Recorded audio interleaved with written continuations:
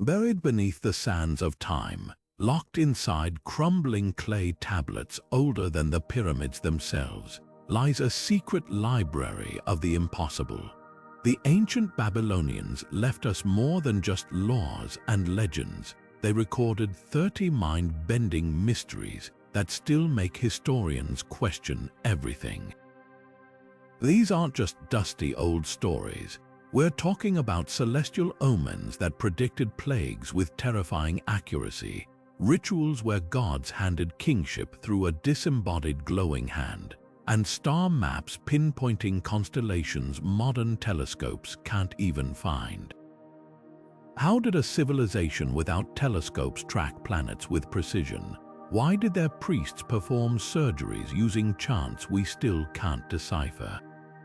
And what really happened when King Etana soared to heaven on an eagle's back? Myth or something far stranger? Over the next few minutes, we're cracking open these clay tablets to reveal 30 Babylonian enigmas that defy logic. Some will make you question history, others might keep you up at night, and by the end, you'll understand why scholars whisper that the ancients knew secrets we've forgotten. Don't look away, because the first mystery changes everything. Now let's turn our gaze upward to the first mystery, the celestial whispers of the Enuma Anu Enlil. This ancient Babylonian text wasn't just stargazing, it was a cosmic alarm system.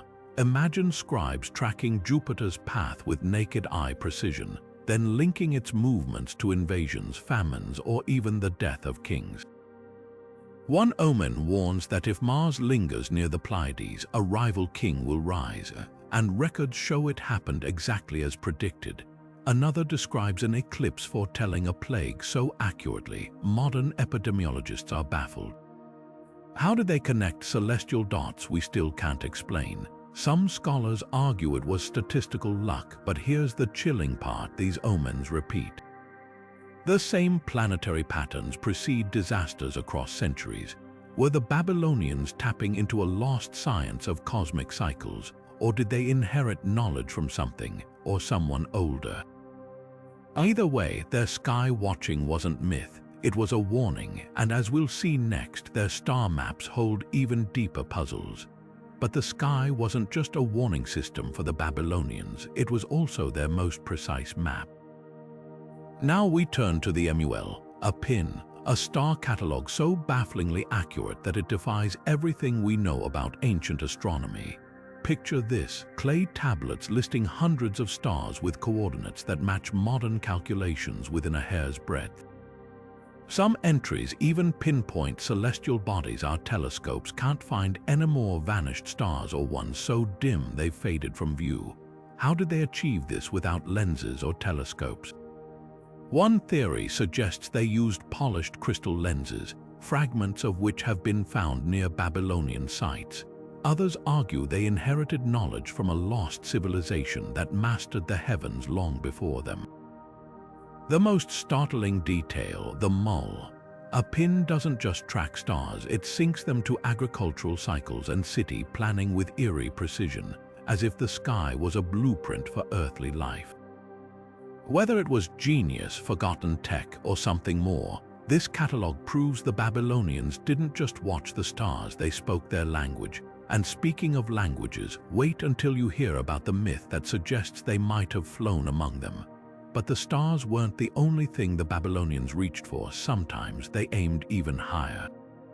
Now we come to one of the most puzzling tales etched into their clay tablets, the legend of King Etana's flight to heaven. Picture a ruler so desperate for an heir that he strikes a deal with an eagle, a creature punished by the gods and trapped in a pit. After freeing the eagle, Etana climbs onto its back, and together they soar through the skies, past the gates of the moon and sun, toward the throne of the goddess Ishtar herself. The descriptions are vivid: Etana looking down at the shrinking earth, the sea becoming like a baker's bowl, and the land turning into a garden plot. Now here's where it gets wild. Some scholars dismiss this as pure myth, a symbolic journey of the soul, but others point to eerie parallels. Could this be a distorted memory of early human flight experiments? The Babylonians were master engineers after all, and the idea of gliders or even primitive hot air balloons isn't impossible. Then there's the more radical theory. What if the eagle wasn't a bird at all, but a craft?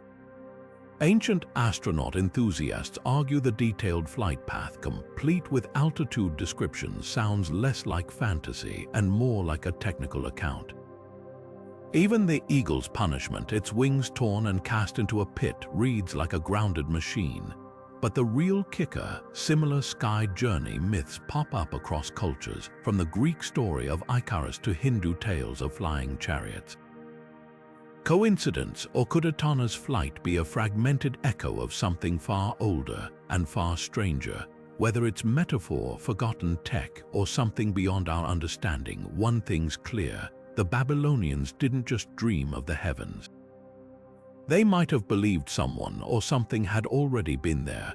And speaking of divine visitors, our next mystery takes us from the sky to the very hands of the gods. Now, let's turn our attention from the skies to the shadows of power, where prophecy and politics collide. Buried in the ruins of Uruk lies a clay tablet that doesn't just recount history but seems to predict it. Known as the Uruk Prophecy Text, this ancient document outlines the rise and fall of kings with unsettling accuracy, naming rulers and events centuries before they happened. At first glance, it reads like a political chronicle, but the details are too precise, too eerily on the nose. How could the Babylonians have known? One theory suggests this wasn't prophecy at all, but a clever forgery. Imagine a scribe centuries later, writing as if he were predicting past events to lend authority to his king's reign. It's the ancient equivalent of a retroactive horoscope. But here's the twist: some of the predictions are so oddly specific, like droughts and rebellions, that they don't fit neatly into known history. That's led others to propose a wilder idea, that the Babylonians believed time moved in cycles and history repeated itself in patterns they could decode. Think of it like a celestial clockwork where dynasties rise and fall like the phases of the moon. Then there's the elephant in the room. Could this tablet hint at lost knowledge? Some fringe researchers point to similar prophecy texts across Mesopotamia, all echoing the same themes. Were the Babylonians tapping into something deeper, a forgotten science of societal cycles, or even a thread of divine insight? Skeptics scoff, but the text's chilling precision keeps the debate alive. Whether it's clever hindsight, cosmic fatalism, or something more mysterious, one thing's certain: the Uruk Prophecy Text doesn't just tell us about the past. It makes us wonder if the future was ever really up for grabs. And speaking of forces beyond human control, our next mystery plunges us into the realm of the divine, or the extraterrestrial. But before we dismiss the Uruk prophecy as mere clever storytelling, let's consider something even more startling: the Babylonians' own accounts of visitors from above. Scattered across their texts are descriptions of mysterious beings called the Apkallu, sage-like figures who didn't just arrive on foot or by boat, but descended from the sky itself. These entities were said to bring the gifts of civilization, agriculture, law, even the secrets of the gods, to humanity. And here's where it gets intriguing. The Apkallu weren't portrayed as metaphors or spirits, but as physical beings with otherworldly knowledge. Now, fast forward to modern times. The parallels between these ancient accounts and today's UFO narratives are hard to ignore. The Apkallu's sudden arrival, their advanced teachings, even their hybrid appearance, part human, part fish or bird, echo descriptions of extraterrestrial encounters in ways that raise eyebrows. Ancient astronaut theorists argue this isn't coincidence, but evidence of early contact with alien visitors. They point to the Apkallu's role as civilization builders, mirroring claims that extraterrestrials jump-started human progress. But let's play devil's advocate. Could the Apkallu simply be mythologized versions of real historical figures? Perhaps migrant scholars or inventors whose origins were lost to time. After all, many cultures deify outsiders who bring innovation. Yet the Babylonian texts insist these beings came from the heavens, specifically the constellation of Orion, and returned there when their work was done. That celestial detail sticks like a thorn in the side of skeptics. Whether you see the Apkallu as allegory, misremembered history, or something far stranger, their story forces us to ask, why do so many ancient cultures share this trope of sky-born teachers? From the Sumerians to the Dogon, the theme recurs like a signal cutting through static. Maybe the truth lies not in proving aliens visited Babylon, but in understanding why humanity keeps reaching for the stars to explain its own genius. And speaking of reaching, our next mystery takes us from the heavens to the hands of the gods themselves, where a disembodied divine grip held the fate of kings. Now, shifting our gaze from the skies to the sacred temples of Babylon, we encounter one of the most visually striking and perplexing rituals ever recorded, the so-called Hand of Ishtar. Picture this: a newly crowned king standing before his people receives the divine right to rule not from a crown or scepter, but from a floating, disembodied hand said to belong to the goddess Ishtar herself. This wasn't just symbolic theater. The texts describe the hand as a physical object glowing with otherworldly light, capable of bestowing legitimacy or just as swiftly taking it away. What makes this ritual so baffling is how literal the Babylonians seem to take it. Unlike typical religious symbols, the Hand of Ishtar wasn't a metaphor or artistic motif. It was treated as a real, tangible force. Some tablets even describe kings who lost favor with the gods suddenly finding the hand, withdrawing from them, followed by their swift downfall. So what exactly were the Babylonians witnessing? Let's break down the theories. First, the practical angle. Could this have been an early form of biomechanics or symbolic prosthetics? Ancient Egypt had functional wooden toes, and Babylon was a hub of medical innovation. Perhaps priests engineered a mechanical hand, using hidden pulleys or even early hydraulic systems to create the illusion of divine intervention. Then there's the hallucinogen theory. Ishtar was linked to the sacred marriage ritual, which involved mind-altering substances. Might the hand have been a shared vision induced by temple incense or potions? But the most tantalizing possibility ties back to lost technology. The hand is always described as radiating melamu, that same terra light we see in other Babylonian mysteries. Could it have been some form of plasma or energy device misinterpreted as supernatural? Even the act of granting kingship takes on a new light if the hand was, say, a relic from an advanced but forgotten culture, repurposed by priests to control the monarchy. Of course, skeptics argue it was pure political theater, a clever prop to cement power, yet the consistency of the descriptions across centuries suggests something more. Whether ritual object, psychological tool, or something beyond our understanding, the Hand of Ishtar forces us to confront how deeply the Babylonians blurred the line between the divine and the technological. And speaking of divine power, our next mystery plunges us into chaos, a city struck by what the texts call the rage of the gods, where the sky itself seemed to turn against humanity.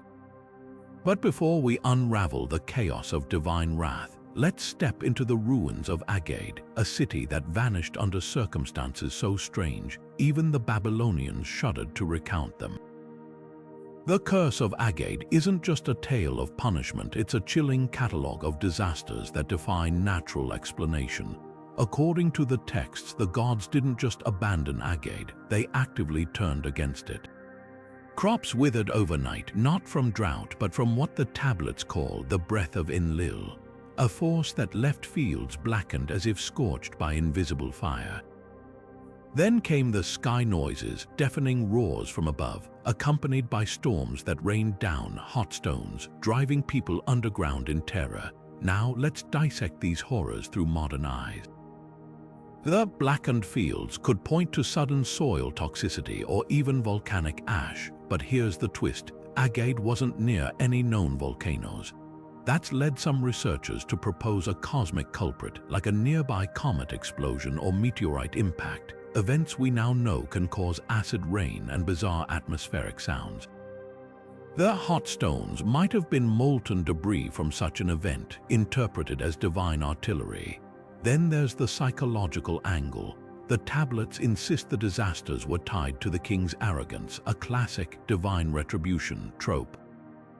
But could this be a case of myth masking a real historical collapse? Climate records hint at a mega drought around Agade's fall, one that might have sparked famine and social chaos. The sky noises could have been distant thunderstorms amplified by panic, or even seismic rumbles from shifting tectonic plates, phenomena ancient cultures often attributed to angry gods. Yet the most unsettling detail, the curse didn't end with Agade's fall. The texts claim its ruins became a place of howling winds, avoided for generations. Modern excavations reveal something eerie. The city was never resettled, unlike other Mesopotamian sites. Whether by superstition or something lingering in the soil, Agade's curse held power long after its people were gone. And as we grapple with the line between myth and cosmic catastrophe, our next mystery takes us deeper into the realm of the divine, where the gods themselves wage war and a stolen artifact holds the key to fate itself. Now, shifting our gaze from the cursed ruins of Agade, we encounter a creature so vast and terrifying it shaped the very cosmos, the dragon Tiamat, the primordial chaos serpent of Babylonian myth. This isn't just another monster tale. Tiamat's story, etched into the Enuma Elish, the Babylonian creation epic, blurs the line between symbolism and something far more unsettling. Picture this, a being of salt water, her body stretching across the void, spawning legions of monstrous offspring. When she wages war against the younger gods, it's Marduk, Babylon's patron deity, who steps forward to battle her. The clash is apocalyptic. Marduk defeats Tiamat by splitting her carcass in two, one half becoming the heavens, the other the earth. But here's where scholars split too. Was Tiamat merely a metaphor for chaos, or could this myth hold echoes of real, earth-shattering events? One theory suggests Tiamat represents a cosmic catastrophe. Her name links to the Akkadian word for sea, but ancient cultures often described comets or meteors as serpents in the sky. Could her split body mirror a comet breaking apart in the atmosphere, its debris forming land and sky? Some point to the Younger Dryas impact hypothesis, a proposed comet strike around 12,000 years ago that triggered global floods and climate chaos events that might have been passed down as myth. Then there's the biological angle. Could Tiamat be a garbled memory of a real, now extinct creature, ancient people's fossil hunted without knowing it? Massive bones of prehistoric animals like dinosaurs or whales might have inspired tales of dragons. In Mesopotamia, where floods exposed ancient strata, stumbling upon such relics wouldn't be impossible.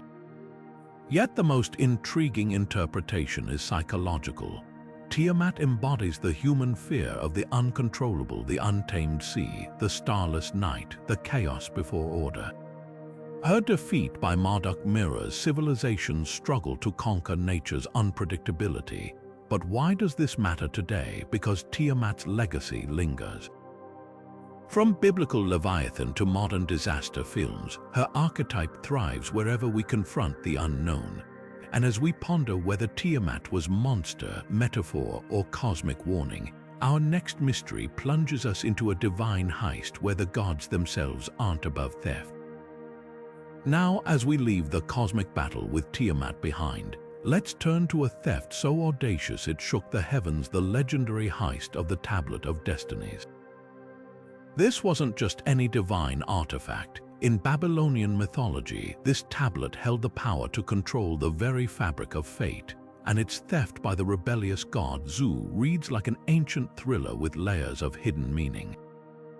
According to the myth, Zu was a lesser deity who served as a gatekeeper for the gods, but ambition got the better of him. Seizing a moment of distraction, he snatched the Tablet of Destinies from its rightful owner, the sky god Enlil, and fled to a mountaintop. With a tablet in his possession, Zu could rewrite the rules of the universe, leaving the other gods powerless to stop him, until the warrior god Ninurta finally outsmarted and defeated him. But here's where things get intriguing. Was this just a symbolic tale of order overcoming chaos, or could it hint at something more tangible? Some researchers propose the tablet might represent advanced technology, a device so powerful it granted godlike control over natural forces. Ancient astronaut theorists even speculated could have been a kind of ancient supercomputer or energy source, lost to history. Others see it as a metaphor for a real power struggle among Babylonian elites. The tablet's theft might encode a historical coup or the suppression of forbidden knowledge by priestly castes. After all, controlling fate sounds a lot like controlling information, something rulers have always fought over. Then there's the psychological angle. The myth taps into a universal fear. What if someone unworthy gains ultimate power? From modern heist films to debates over artificial intelligence, that anxiety still resonates. The Tablet of Destinies reminds us that some secrets might be too dangerous for anyone to hold. And as we wonder whether this was myth, metaphor, or buried history, our next mystery takes us from divine theft to something even stranger, a Babylonian ziggurat that might have functioned like an ancient radio. Now, shifting our gaze from divine theft to architectural wonder, let's explore one of the most tantalizing theories about Babylonian technology, the idea that their towering ziggurats might have been more than just temples.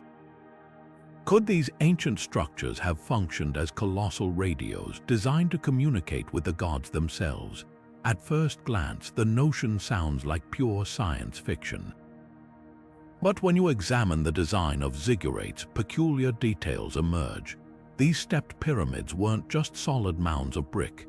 Many contained intricate inner chambers, air shafts, and even copper-lined passageways, features that some researchers argue could have created resonant spaces, amplifying sound or even capturing unseen frequencies. The most controversial claim comes from a handful of fringe historians and engineers. They suggest that if certain ziggurats were built with precise acoustics in mind, they might have acted as natural radio receivers. Imagine standing inside one of these chambers as vibrations from distant storms or cosmic phenomena hummed through the walls. To an ancient priest, might that have sounded like the voices of deities? Skeptics, of course, dismiss this as wild speculation. After all, there's no direct evidence that Babylonians understood electromagnetic waves or radio technology. But here's where it gets interesting. Some cuneiform texts describe rituals where priests heard divine whispers in sealed temple rooms. Could these accounts be garbled records of acoustic phenomena or something even stranger?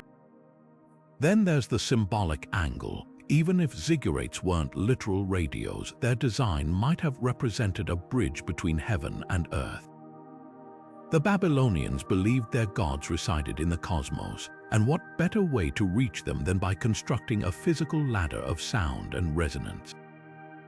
Whether you see this hypothesis as a stretch or a stroke of genius, it forces us to reconsider how ancient cultures might have interpreted natural forces we now take for granted.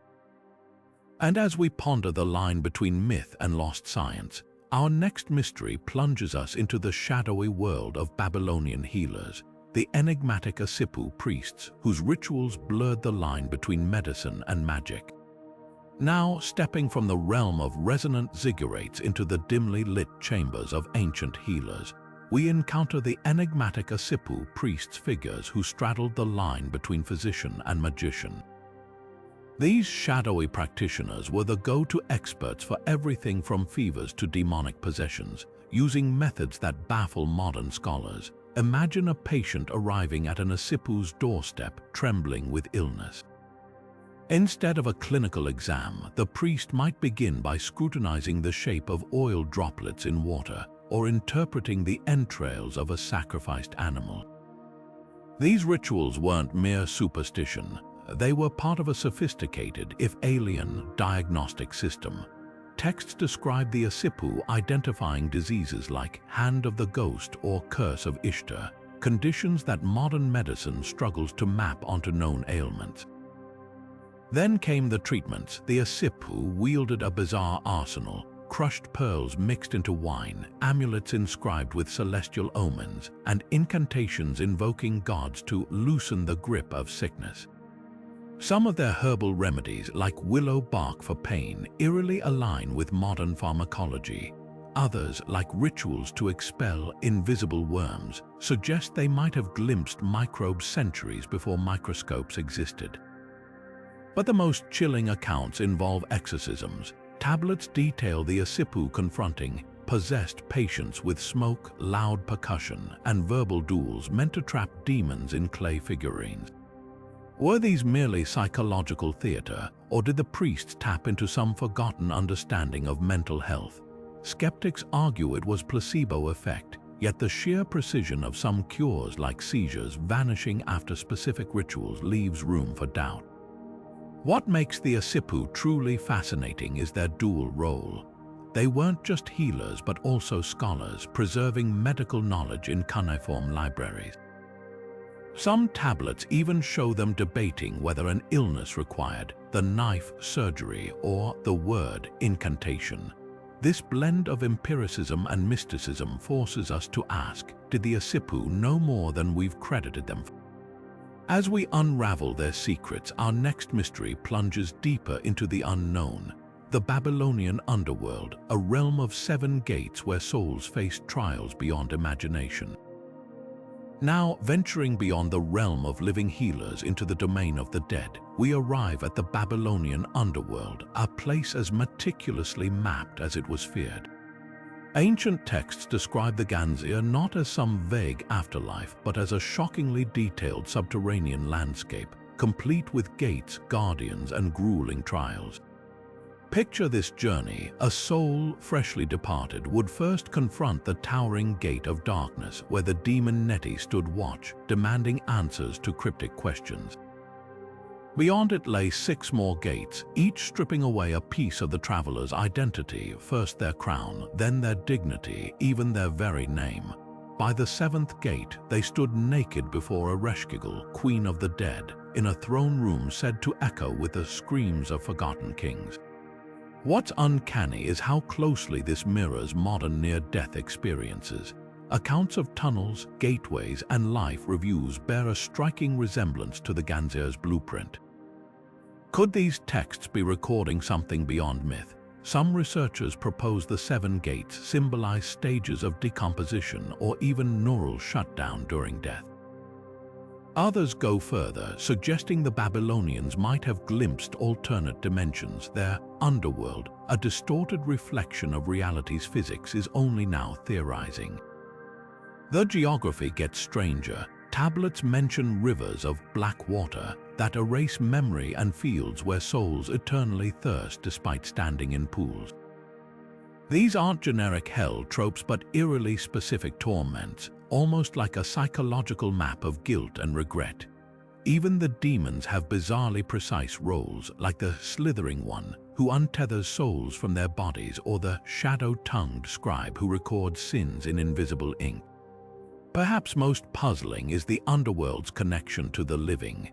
Certain rituals allowed priests to send curses or messages into the Ganzir, implying it wasn't just a spiritual realm but a manipulable one. Modern parallels, quantum entanglement experiments, or even dark matter research concepts that, like the Babylonian texts, hint at unseen layers of reality.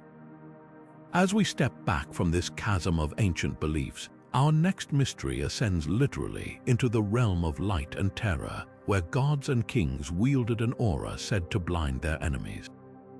Leaving the shadowy depths of the underworld behind, we now turn our gaze upward to a phenomenon that lit up the ancient world, both literally and figuratively.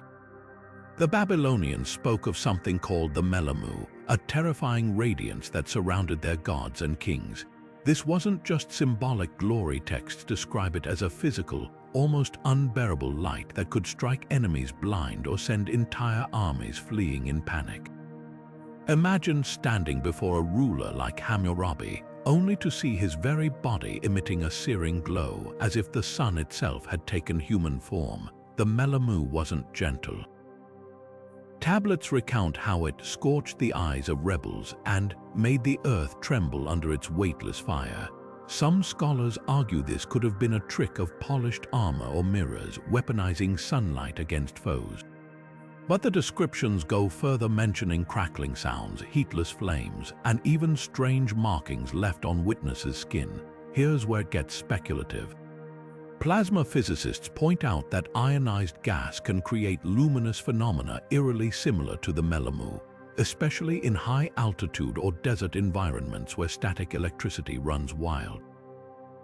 Could the Babylonians have witnessed natural plasma discharges, interpreting them as divine power? Others propose a darker angle, secret techniques using hallucinogenic smoke or polished lenses to induce awe, an ancient form of psychological warfare. Yet the most puzzling accounts come from royal inscriptions. Kings claimed the MUL wasn't just worn but inherited, passed down through bloodlines like a genetic trait. One text even describes a prince too weak to bear his father's light, suggesting it had physiological effects. Was this a metaphor for charisma, or could there have been something tangible, a lost technology, a controlled energy source, or even a mutation causing bioluminescence?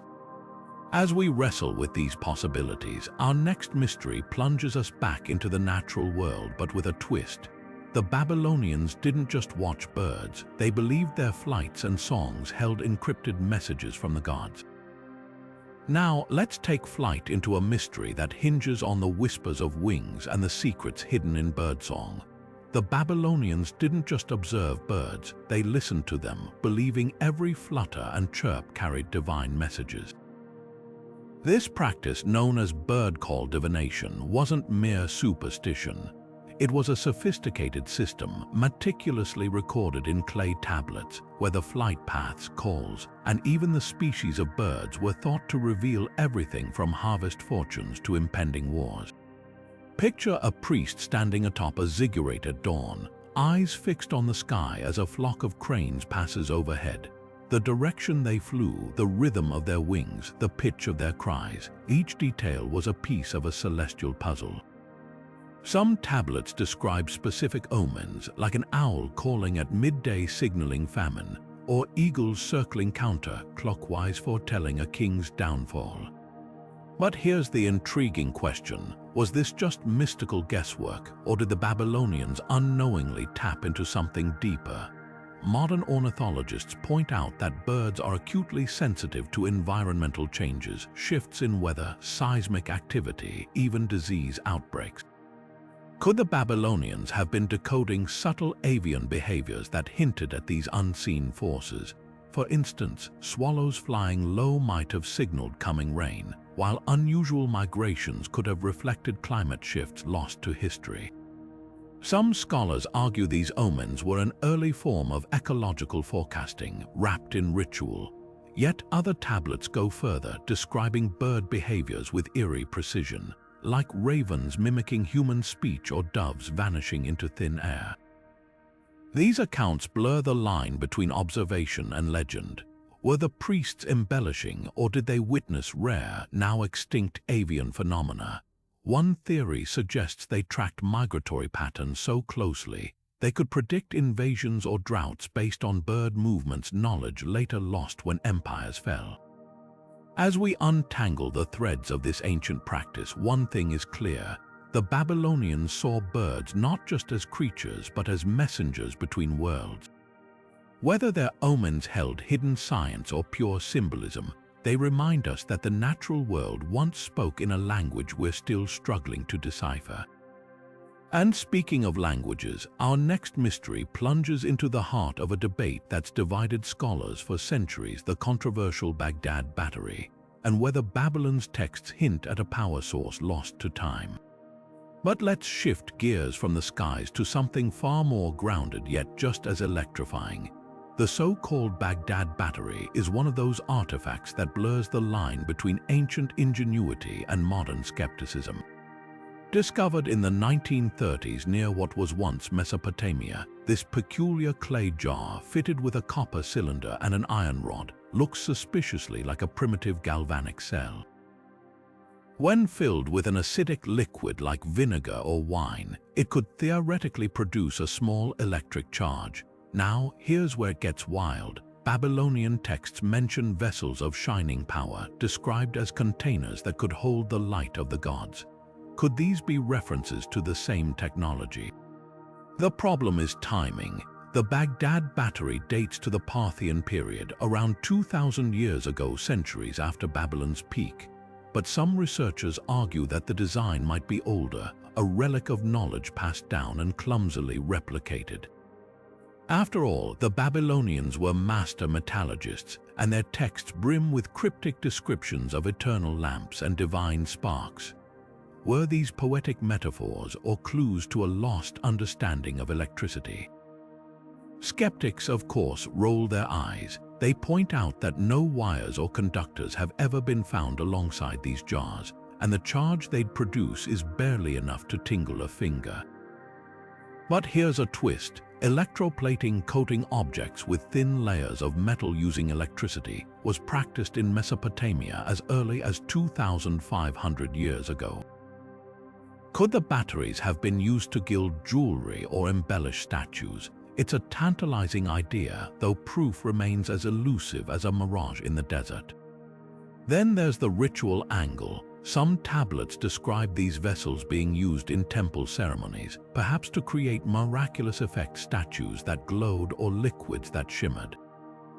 Was it theater or something more? Without more evidence, the Baghdad battery remains a fascinating what-if. But it forces us to ask how much of Babylon's supposed magic was actually misunderstood science. And that question leads us straight into our next enigma, a flood story so eerily familiar, yet twisted in ways that still baffle historians. The Eridu Genesis doesn't just mirror Noah's tale, it complicates it with immortal survivors and gods who second-guess their own wrath. Now, let's wade into waters that feel strangely familiar yet unsettlingly different. The flood story of the Eridu Genesis. At first glance, it echoes the tale of Noah's Ark, a divine deluge, a chosen survivor, and a fresh start for humanity. But dig deeper, and the Babylonian version unravels into something far stranger.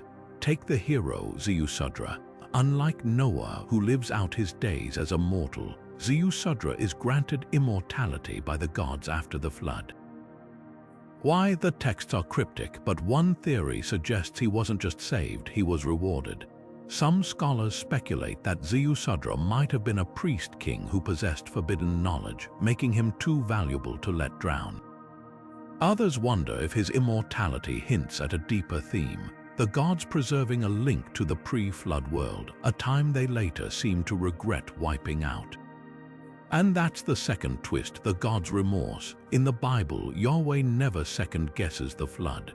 But in the Eridu Genesis, the deities are horrified by their own actions. One passage describes them clustering like flies over the devastation, weeping at the starvation and chaos they've unleashed. It's a startling moment of vulnerability, divine beings realizing too late that their punishment was too extreme. Then there's the flood itself. While Noah's story frames it as a clean slate, the Babylonian version is messier. The gods don't just send rain, they unleash a cosmic upheaval, with storms so violent they shake the heavens like a raft. Some translations even mention a black cloud that tore the sky open, leading fringe researchers to propose ancient memories of a comet impact or volcanic winter. But the biggest anomaly, the aftermath. In Genesis, Noah's family repopulates the earth.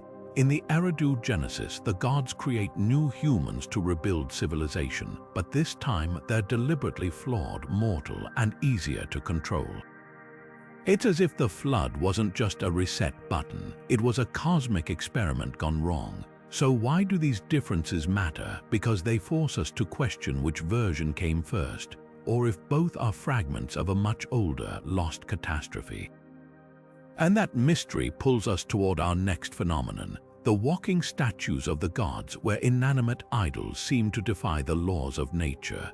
Now, let's step into the shadowy halls of Babylonian temples, where the line between divine and mechanical blurs in the most unsettling way. the so-called walking statues of the gods.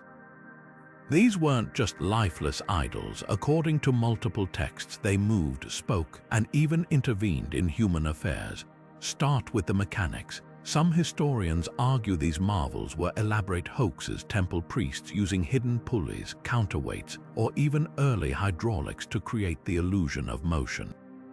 One cuneiform tablet describes a statue of Marduk being guided during processions, hinting at a system of levers or ropes. But other accounts go further, claiming statues turned their heads or raised their arms independently, leaving scholars to wonder if the Babylonians had stumbled upon primitive automata like the later Greek Antikythera mechanism. Then there's the psychological angle. Could these movements have been mass hallucinations? Ancient rituals often involved incense, chanting, and sleep deprivation, conditions ripe for collective visions.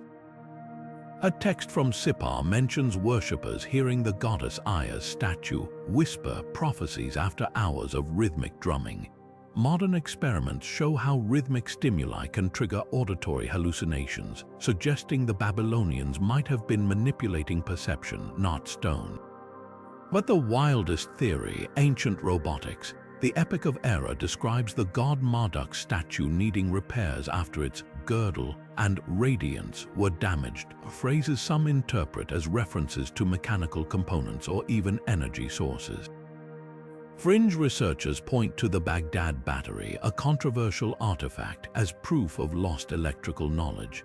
Could temple statues have been powered by rudimentary tech we've yet to rediscover? The mystery deepens with accounts of statues refusing to move. One tablet laments that the god Nabu's idol remained inert despite prayers, which some interpret as a machine malfunctioning. Others see it as evidence of something far stranger, that these objects had a will of their own. So were the walking statues divine miracles, priestly tricks, or glimmers of forgotten engineering? The answer might lie in our next phenomenon, where the god's wrath took a terrifyingly tangible form. The 7 evil demons pandemic. Now, let's turn our attention to one of the most chilling mysteries in Babylonian texts, the so-called 7 evil demons pandemic.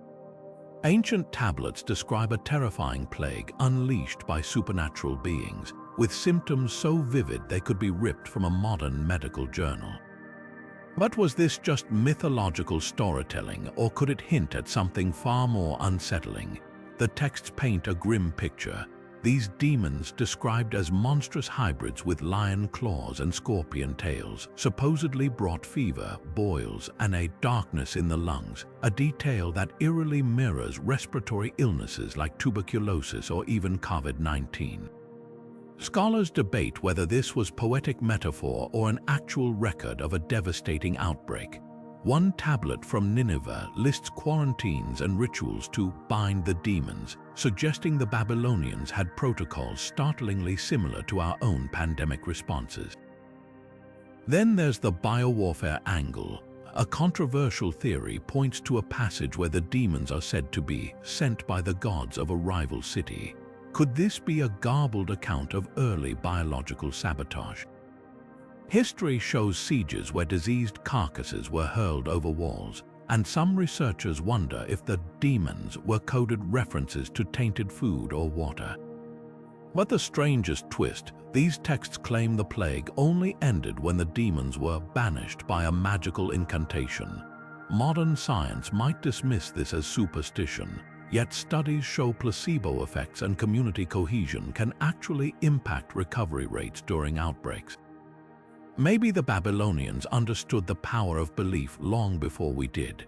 So were the 7 evil demons a supernatural legend, a deadly virus, or something even darker? The answer remains buried in clay, but one thing's clear: the ancients feared pandemics as much as we do. And speaking of fears, our next phenomenon takes us from biological horrors to architectural wonders.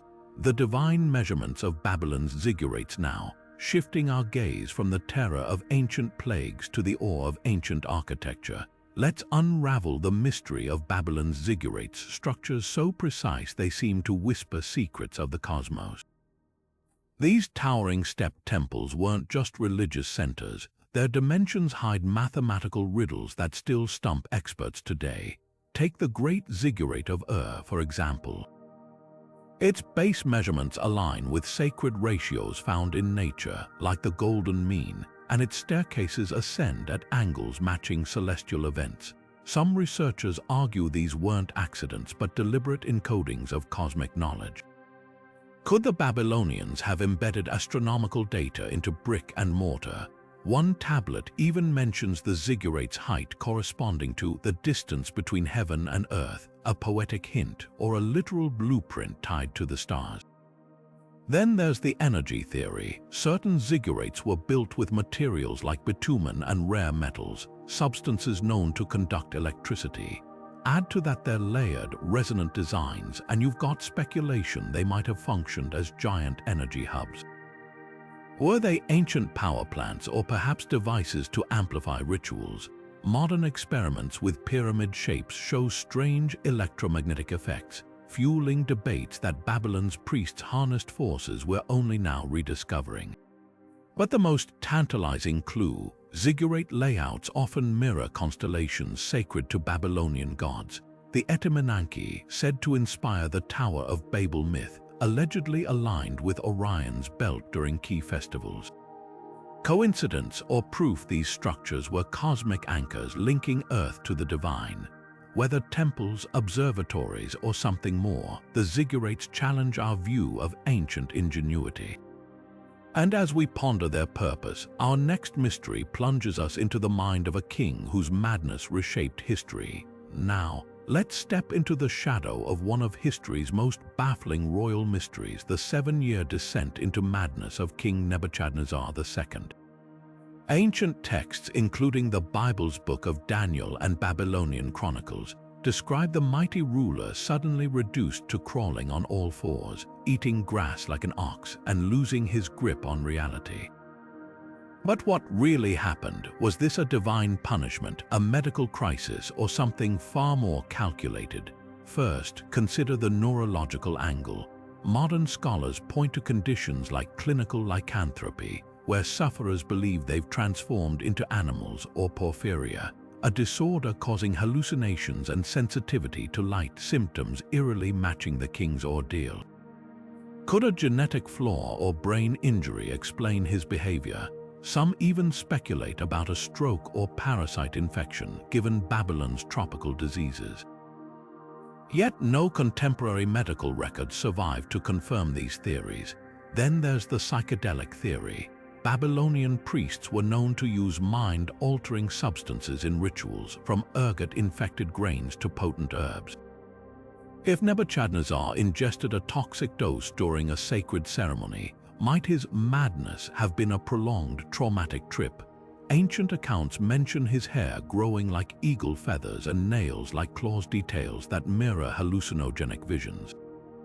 But why 7 years? That precise timeline fuels skepticism, which brings us to the political plot. Nebuchadnezzar's reign was turbulent, with rebellions and rival factions. Could his madness have been a staged exile, a way to remove him while preserving the kingdom's stability? The Bible claims his sanity returned just as abruptly, with the king praising God, a detail some read as propaganda to legitimize his restored rule. Babylonian texts, meanwhile, skip the episode entirely, hinting at a deliberate cover-up. Whether medical, mystical, or Machiavellian, Nebuchadnezzar's lost years remain a riddle wrapped in ancient whispers. And as we untangle the threads of his story, our next mystery plunges us into the haunting symbolism of an artifact that blurs the line between goddess and demon. Shifting our gaze from the enigma of Nebuchadnezzar's madness, we now confront a haunting visual puzzle: the Queen of the Night relief. This striking terracotta plaque, dating back to the old Babylonian period, depicts a voluptuous, winged woman standing atop lions, flanked by owls, with taloned feet gripping what might be the scales of justice or the gates of the underworld. But who is she? The debate rages among scholars, each theory more tantalizing than the last. First, the case for Ishtar, Babylon's goddess of love and war. Her symbols, lions, wings, and celestial authority, align perfectly with the relief. Ishtar's descent into the underworld in the Epic of Inanna mirrors the plaque's eerie ambience. Yet why the owls, these nocturnal birds absent from Ishtar's usual iconography, hint at darker, more enigmatic associations? Enter Lilith, the shadowy figure of Mesopotamian lore. Later Jewish texts paint her as a demoness, but older Babylonian incantations describe Lilith-winged spirits who stalk the night. The relief's talons and owls fit this chilling profile, suggesting a being who straddled the line between protector and predator.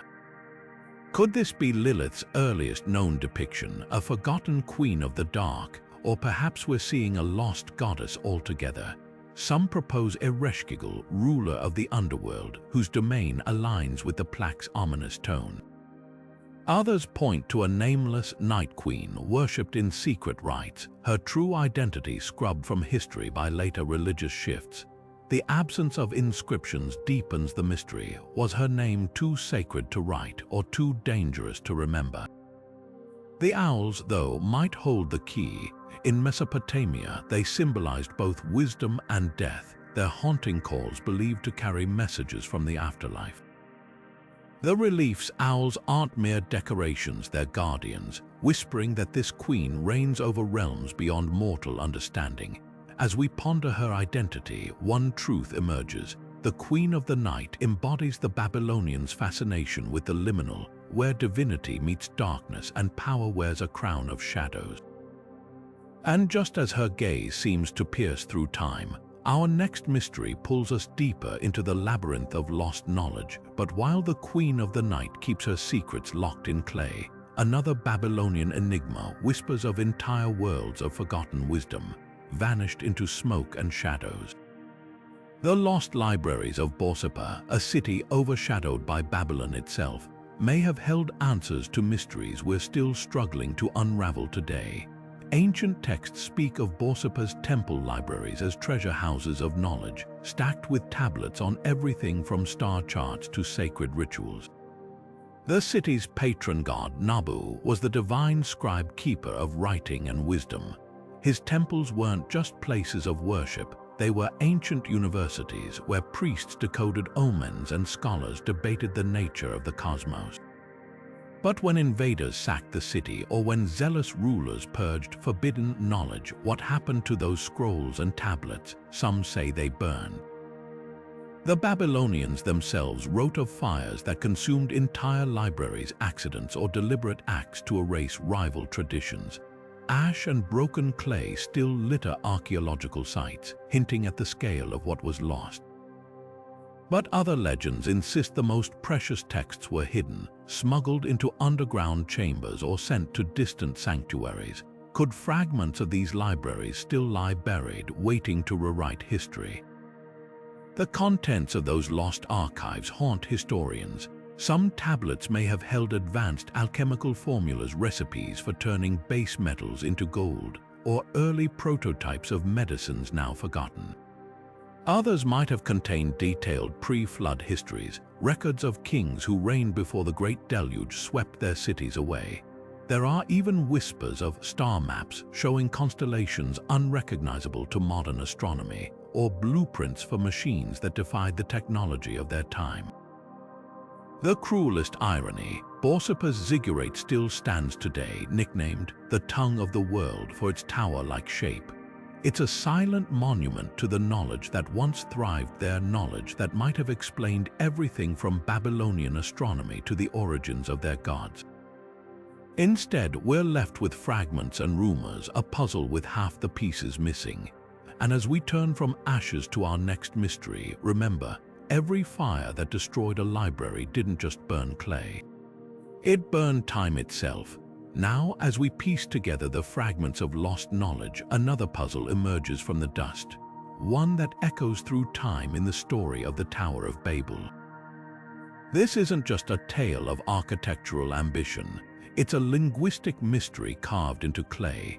Babylonian cuneiform tablets might hold clues to humanity's oldest question. Was there once a single language shared by all, and if so, how did it shatter into thousands? Scholars have long debated whether the Babel story is pure myth or a distorted memory of a real event, but recent studies of cuneiform reveal something startling. The earliest Sumerian tablets, dating back over 5,000 years, show a language unlike any other, isolated, with no clear ties to neighboring tongues. Could this be the remnants of that fabled original language, or is it simply the first writing system masking a deeper spoken history lost to time? Then there's the scramble itself. The Babylonians wrote of the gods, confusing human speech, but some linguists see a different pattern. Cuneiform tablets from different eras show words shifting meanings, dialects splintering, and foreign terms creeping in, almost as if language was evolving unnaturally fast. Was this divine intervention or something more earthly? One theory suggests a massive population influx, like refugees after a catastrophe, forcing tongues to collide and mutate. Another points to the rise of empires where conquerors imposed their languages, creating chaotic blends, but the most tantalizing clue lies in the wordplay. Babylonian scribes loved puns and double meanings, often using the same symbol for multiple words. Some researchers argue this wasn't just creativity. It was a coded echo of a time when words held deeper, almost magical connections. Imagine a world where light and truth shared the same sound, where language didn't just describe reality but shaped it. Could the Tower of Babel story be a warning about losing that primal power? Of course, not everyone agrees. Skeptics say language change is natural, and the Babel myth is just a way to explain why neighbors couldn't understand each other.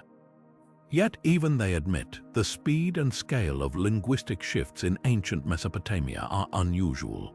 Whether by gods or chaos, something stirred the pot of human speech here like nowhere else.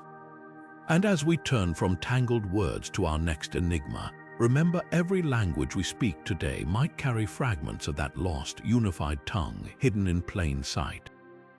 Shifting our gaze from the tangled threads of language to the raw power of the earth itself, we encounter the ancient Babylonian tale of Ninurta and the monstrous cur.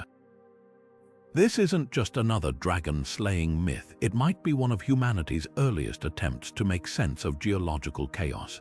The story describes Ninurta, the warrior god, battling a serpentine beast that shakes mountains and spews floods.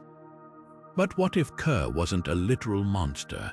What if it was a metaphor for something far more terrifying, the earth itself in revolt? Modern geologists have noticed something striking.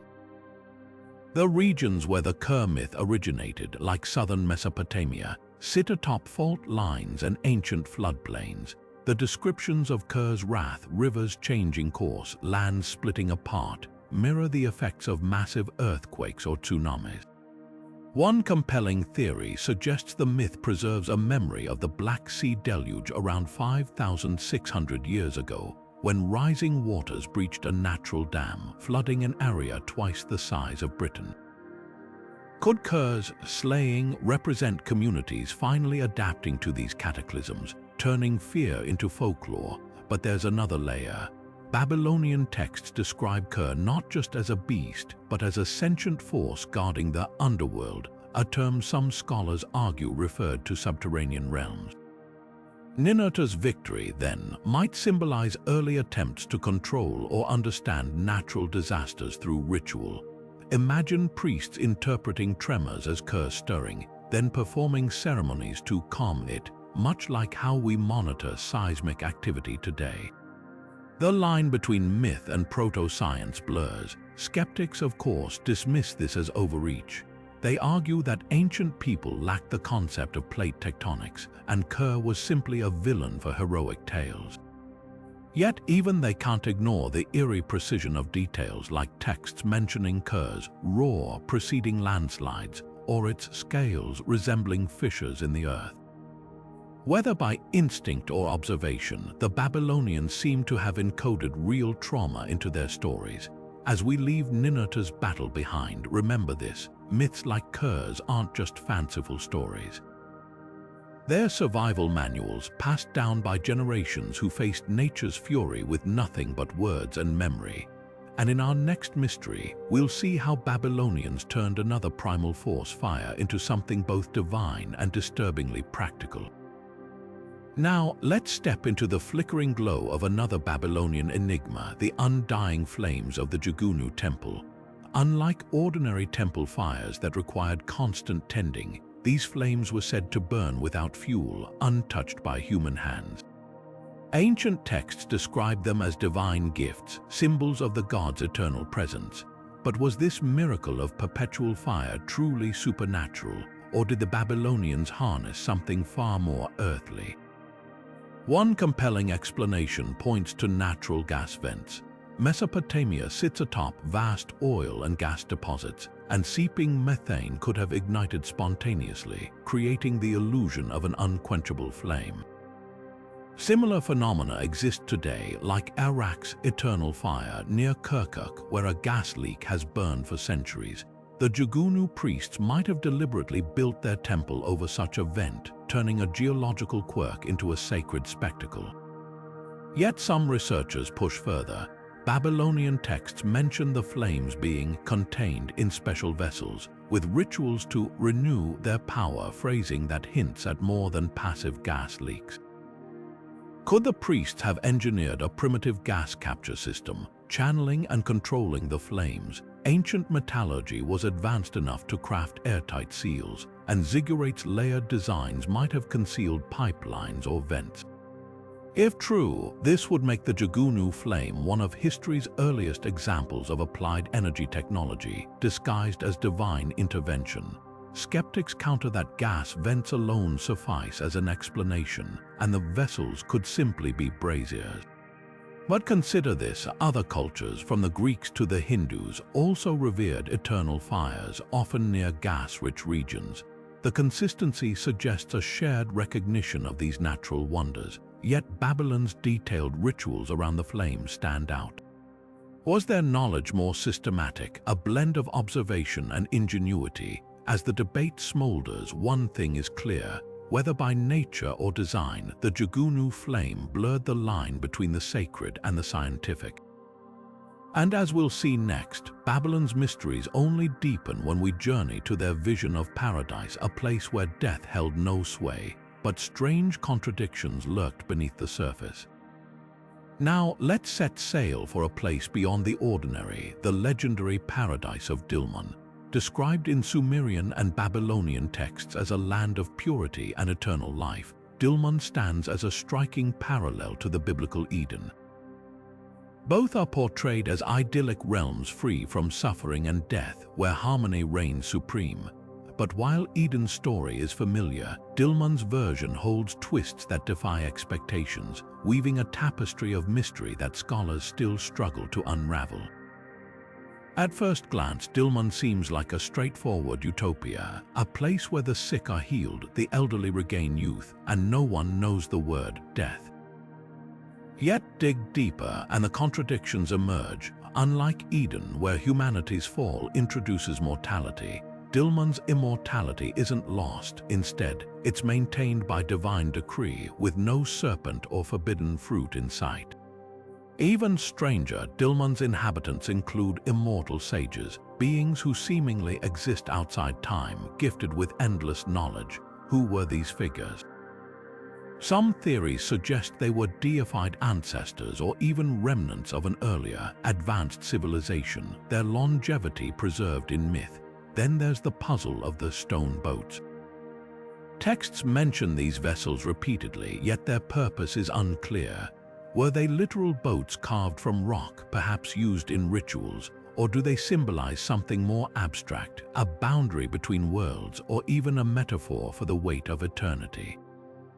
One provocative theory ties them to the ancient practice of stone anchors, used by early sailors in the Persian Gulf. If Dilmun was a real location, possibly modern Bahrain, these stone boats might hint at maritime traditions lost to time. The most tantalizing question, though, is why Dilmun's paradise feels so different from Eden's.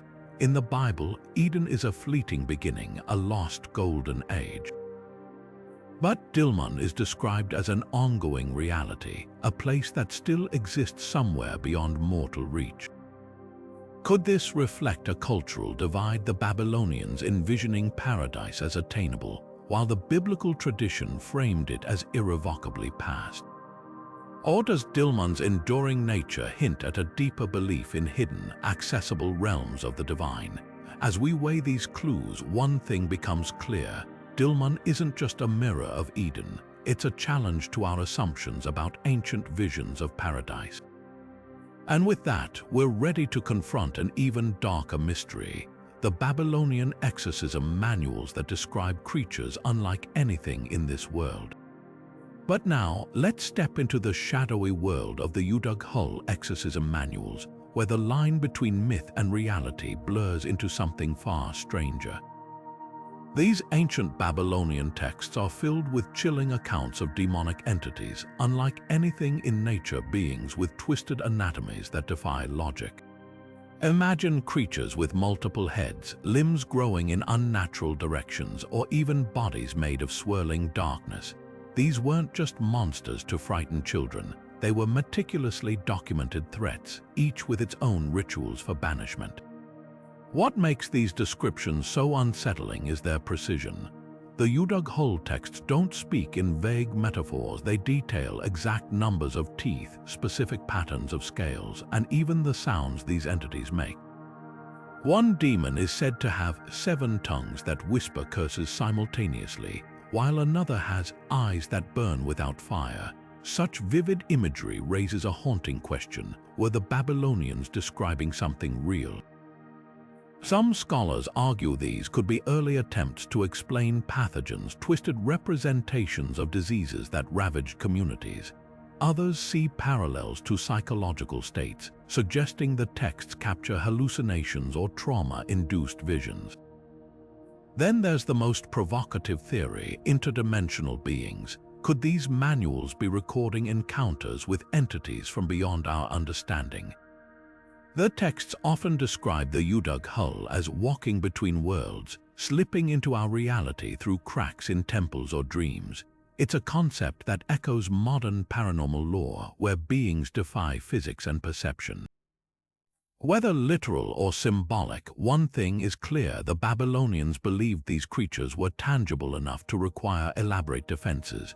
Priests used specific incantations, herbal mixtures, and even physical barriers like salt circles, methods that uncannily resemble practices still used in exorcisms today.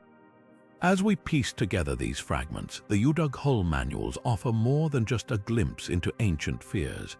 They challenge us to ask how much of the unseen world our ancestors truly understood, and what might still linger in the shadows waiting to be rediscovered. And with that, we turn to another enigma: the Babylonian map of the world, where the known and the unknown collide in ways that still baffle historians. Now, let's shift our gaze from the shadows of the Uruk to a different kind of mystery, one etched in clay and imagination. The Babylonian map of the world, one of the oldest known attempts to chart the earth, is a fascinating puzzle. This ancient artifact, dating back to the 6th century before the Common Era, depicts the world as a flat, circular disk surrounded by a ring of water labeled the Bitter River. At its center lies Babylon, with other cities and regions radiating outward like spokes on a wheel. But what truly captures attention are the strange, labeled regions beyond the ocean, places described as where the sun is not seen, or lands of chaos. At first glance, this might seem like simple mythology, but the map's details raise deeper questions. Why include such precise, albeit cryptic, descriptions of distant realms if they were purely symbolic? Some researchers suggest these outer zones could represent real but misunderstood geography, perhaps accounts of distant lands like the Arctic, or even rumors of the Americas, passed down through trade networks. Others argue the map is a spiritual blueprint, with the Bitter River symbolizing the boundary between the known world and the supernatural. Then there's the matter of accuracy. While the map's portrayal of Mesopotamia is surprisingly detailed, its outer edges defy logic. One inscription mentions a place where scorpion men guard the gates, echoing myths of hybrid creatures found in other Babylonian texts. Could this be a distorted account of encounters with unfamiliar cultures or even a lost traveler's tale? The map's blend of practical geography and myth challenges our assumptions about how the Babylonians viewed their world and whether they knew more than we've credited them for. What's most striking is how this ancient perspective mirrors modern debates about exploration and the unknown. The map doesn't just depict land and sea, it captures a world view where the edges of the earth were as much a psychological frontier as a physical one. Whether it's a symbolic masterpiece or a fragment of forgotten knowledge, the Babylonian map of the world reminds us that every civilization has its edges, its places marked, "Here be dragons." And with that, we turn to another enigma, the agricultural secrets hidden in the texts of Nisaba, where farming and the divine intertwine in unexpected ways. Now, let's dig into the earthbound mysteries of Nisaba, the Babylonian goddess of grain and wisdom, whose sacred texts might just hold the secrets to an agricultural revolution lost to time. Unlike the celestial omens or mythical beasts we've explored, Nisaba's legacy is woven into the very soil clay tablets detailing farming methods so precise they border on the uncanny. These texts, often dismissed as ritualistic, describe techniques like planting crops in sync with lunar cycles or using specific chants to ward off pests. At first glance, it's easy to brush these off as superstition, but modern experiments have shown something startling. Some of these methods actually work. Take lunar cycle planting, for example. The texts insist that sowing barley during certain moon phases yields stronger harvests, a claim that aligns with recent studies on how lunar gravity affects soil moisture and seed germination. Then there's the bizarre mention of anti-pest harmonics, where farmers would recite tones or play instruments near fields to disrupt insects. Scientists now know that certain sound frequencies can indeed repel pests by interfering with their communication. Coincidence, or did the Babylonians stumble onto acoustic agriculture millennia before we did? What's even more intriguing is how these techniques are framed.